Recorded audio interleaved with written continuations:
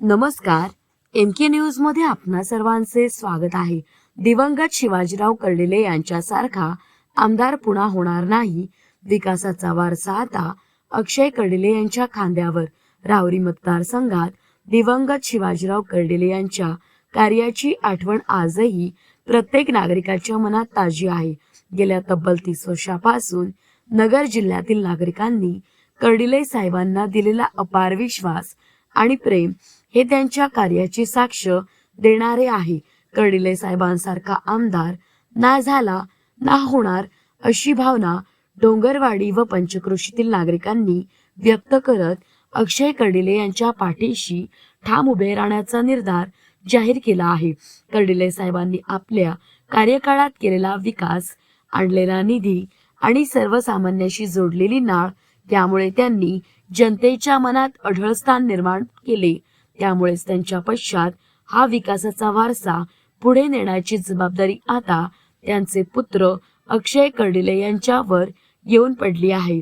नागरिकांचा विश्वास आहे की हा वारसा फक्त अक्षय कर्डिले सक्षमपणे पुढे नेऊ शकतात. येत्या 24 तारखेला होणाऱ्या मतदानात विरोधकांना एकही मत पडणार नाही असा ठाम विश्वास डोंगरवाडी व परिसरातील नागरिकांनी व्यक्त करत अक्षय कर्डिले यांना विक्रमी मताधिक्याने विजयी करण्याचा निर्धार केलाय.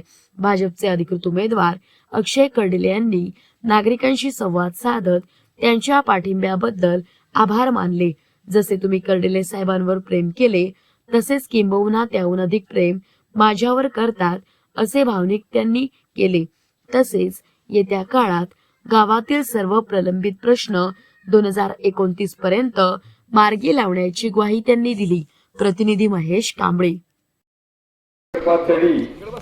त्या मतदारसंघाच्या नशिबाला यायला पाहिजे नव्हतं. पहिली गोष्ट अशी का सर्वचा कोणतीही गोष्ट असो सामन्याचा पोचणारा कधी जिवंत राहावा, घरातलं किती मिळेल त्याचे मग करणारा माणूस जिवंत पाहिजे, कारण तो सामन्याला घेऊन राहत असतो.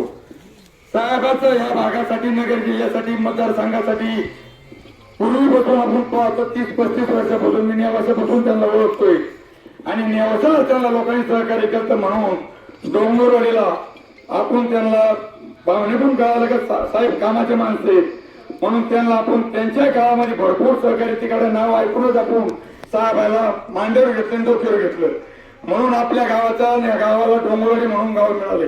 गाव पण आतापर्यंत साहेबाचा इतिहास सांगायचा म्हणला तर परत असा आमदार होईल का नाही सांगता येत नाही, पण याच्या आधी सुद्धा असा माणूस आपल्याला मिळाला नाही. हे आपलं दुर्दैव आलेलं. ही घटना घडली. अक्षयचे वडील ना वाढले, मित्रांनो आपल्या सर्वांचे वडील वाढले. माझा बाप मिळाला तर मी रडू नाही, पण साहेब वाढले तर मी ढसा रडू, कारण दुःख खेळायला पाहिजे की काय झालं आणि आपली, कारण का माणूस करणारा समजायचं करीत होता.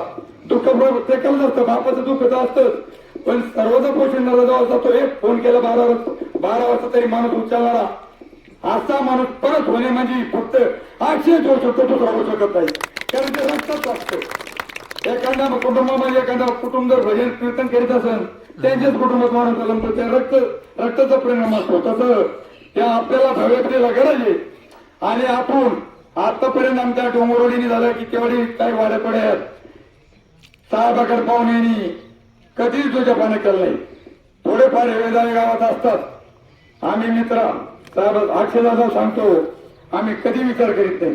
त्यावेळेला विषय वैयक्तिक असतो, जास्त नशिबाने ते भांडणं करते, पण आम्ही तुम्हासाठी आमची कोणतीही शपथ घेऊन ठेवतो. आमची इच्छाच नाही या किंमत लोकांच्या दुसरीकडे जाऊ. साहेबाला फोन मतदान समजा अक्षयला देते एक शिक्की तर ती साहेबाला आपल्या गावात श्रद्धांजली ठरवून एवढं मोठं निघत सांगतो. मौज मजा मस्ती मध्ये रमते मन, निसर्गात नंदनवन साई बन.